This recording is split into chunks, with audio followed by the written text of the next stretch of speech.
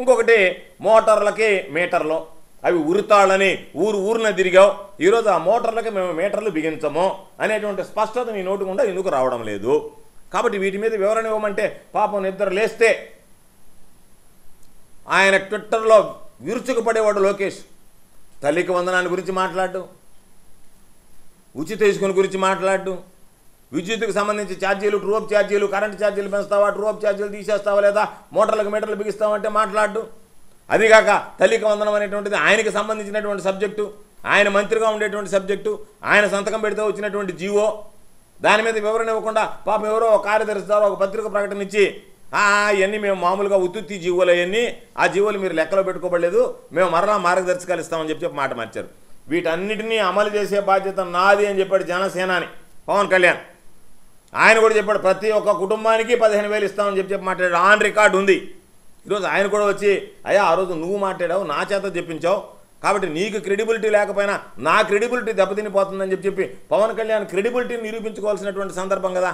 కాబట్టి ఎవ్వరూ ఏమీ మాట్లాడకుండా అడ్డగోలుగా జనాల్ని మోసం చేయడానికి ప్రయత్నం చేస్తుంటే, వాటిని ప్రశ్నిస్తుంటే, వాటిని డైవర్ట్ చేయడానికి ఈరోజు జగన్మోహన్ రెడ్డి గారి మీద కేసు పెట్టి చంద్రబాబు నాయుడు కపట నాటకాలు ఆడేటువంటి పరిస్థితి ఏర్పడింది. కాబట్టి ప్రజలు వీటన్నిటినీ గమనిస్తున్నారు. చంద్రబాబు నాయుడు మోసాలు, చంద్రబాబు నాయుడు ఒడిగడుతున్నటువంటి దారుణాలు, చంద్రబాబు నాయుడు చేపడుతున్నటువంటి కార్యక్రమాలు తప్పనిసరిగా చంద్రబాబు నాయుడు అనుకుంటున్నాడమో, విర్రవేగుతున్నాడమో అధికారం నా చేతుల్లో ఉంది అని చెప్పి అధికారం ఎవ్వరికీ శాశ్వతం కాదు. కాబట్టి మరలా మేము చెప్పేది, చంద్రబాబు నాయుడు గారి పాలన ప్రారంభమై 40 రోజులైంది. మేము విమర్శించాలనుకోవటం లేదు. మీరు చేసేటువంటి పనులకి ఈరోజు మేము ప్రజల్లోకి తీసుకువెళ్లాల్సినటువంటి బాధ్యత ప్రతిపక్షంలో మాకుంది. ఎందుకంటే మాకు జనాలు ఓట్లు వేసినారు, మాకు ఆ బాధ్యత ఉంది.